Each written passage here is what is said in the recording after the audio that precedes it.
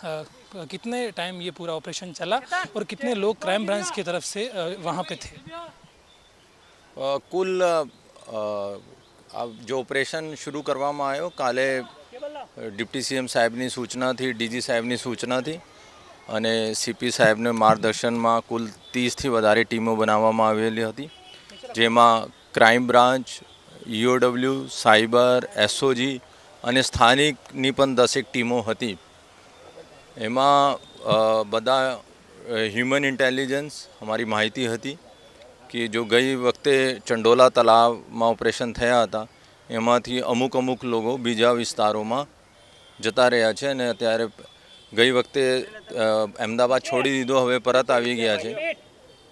તો એવી માહિતી હતી. ટેકનિકલ માહિતી પણ અમારી પાસે હતી.